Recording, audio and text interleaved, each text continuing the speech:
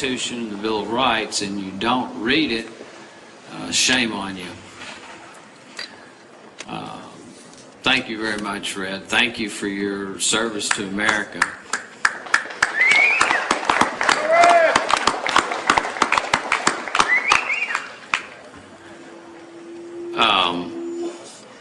Happy birthday, America. I really do agree with both Red and also the great speaker who also can sing. Can't hear me?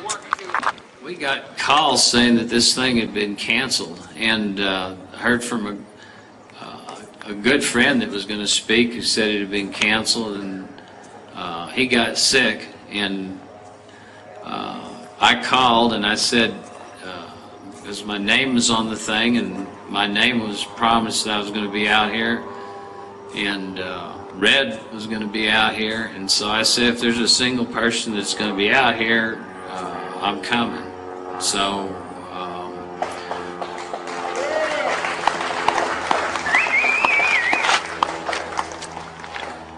my wife handed me a book on the plane up here. Fortunately, the plane rides down here take several years to get here, and that's on the direct flights. So I imagine that had something to do with it, but you know, one person can make such a huge difference. And so if I have anything of value to say, I'll say it, and if you're that one person, you'll let me know someday. This was a book I'd read in high school, and I hadn't read it since high school. It's Fahrenheit 451. I read it on the plane coming over here. My wife was reading it, and she handed it to me, and she said, honey, read this. And that's a kind of an order, so I read it. I wanted to get a good night's sleep, and I didn't want to have any fights.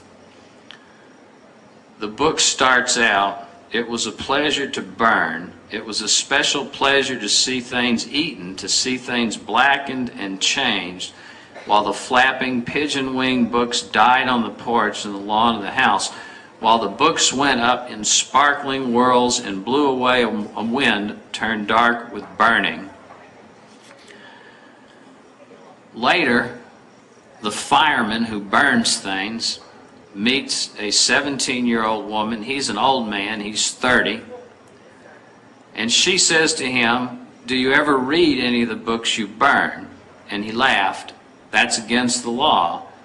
It's fine work. Monday, burn Millay. Wednesday, Whitman. Friday, Faulkner. Burn them to ashes, then burn the ashes.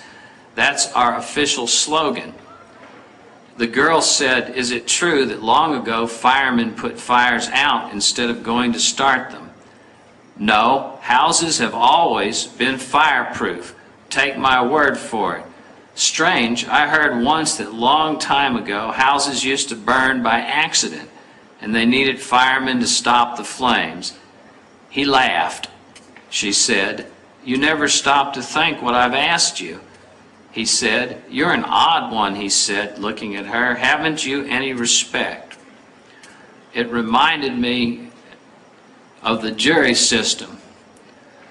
And they say today in the courtrooms that the judges are the wisest people in the land and the jurors aren't that important. They say today in the courtrooms that it's always been that way. And they're lying.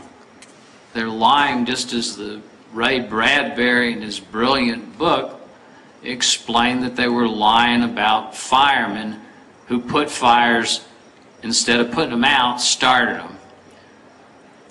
And people forget that. They forget that. The story that Red told you and shared with you, in 1983, I always did a certain portion of my practice for people that couldn't afford legal work. In those days, you didn't have to have too much money to afford me. Today, you have to be rich unless I handle it for a reduced rate.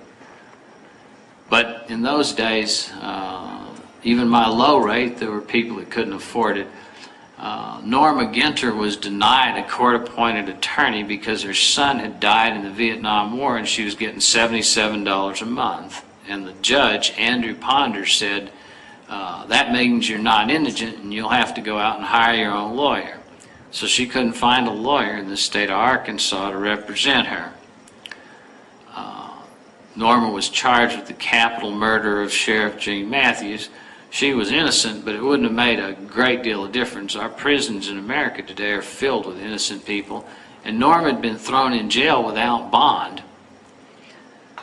I flew in, met with Norma. She was in her 60s, and me, I was a young kid in my 30s, so now I'm pushing 57 in another 30 days, grandfather of 4, and I'm thinking 60s doesn't look like an old woman, but in those days she was an old woman to me.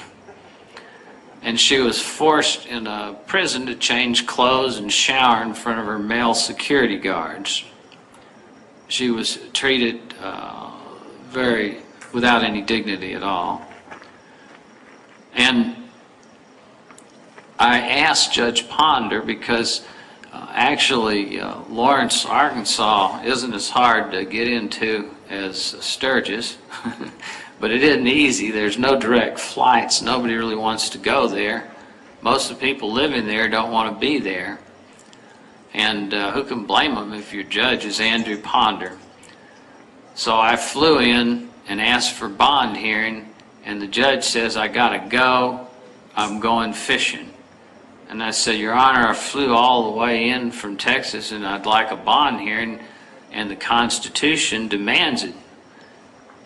He says, we don't follow the Constitution here in Arkansas. Maybe they have that in Texas, but we don't have that in Arkansas, and I'm going fishing. So we had no bond hearing at all, and Norma Ginter stayed in jail until I ultimately won her case.